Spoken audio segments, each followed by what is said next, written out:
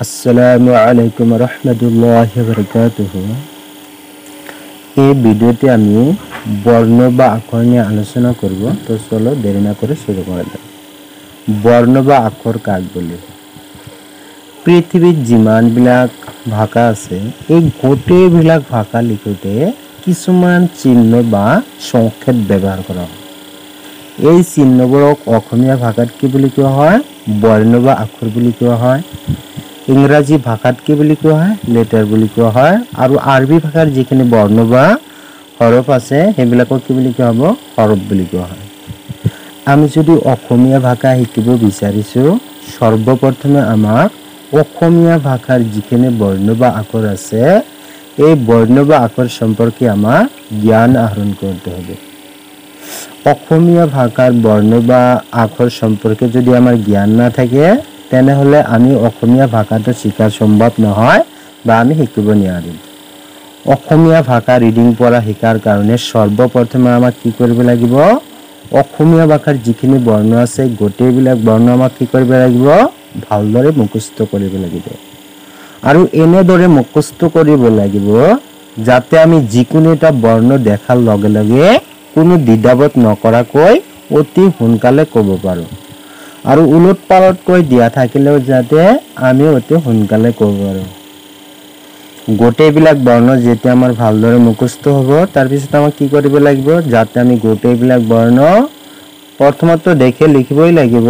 লিখাৰ পিছত যাতে আমি গোটেইবিলাক বৰ্ণ নিদিখাকৈ অতি সোনকালে লিখিব পাৰোঁ।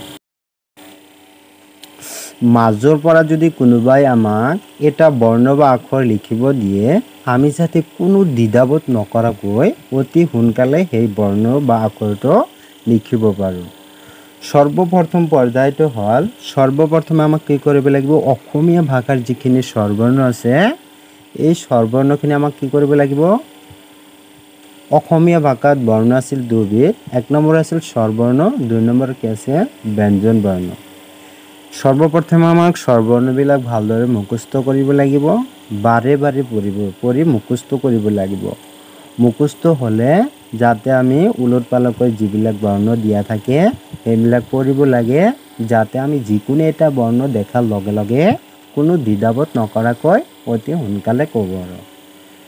যেতিয়া আমাৰ তেনেদৰে আয়ত্ত হৈ যাব তেতিয়া আমি নিদিখাকৈ লিখা শিকিব লাগিব। আৰু যিকোনো এটা বৰ্ণ যদি আমি কোনোবাই আমাক লিখিব দিয়ে আমি যাতে কোনো দ্বিধাবোধ নকৰাকৈ অতি সোনকালে লিখিব পাৰোঁ তেনেধৰণে আমাক আয়ত্ত কৰিব লাগে। এতিয়া অসমীয়া ভাষাৰ স্বৰবৰ্ণখিনি কেনেকৈ পঢ়িব লাগে আমি চাওঁ আহা। অসমীয়াত স্বৰবৰ্ণ কেইটা আছিল? 11টা।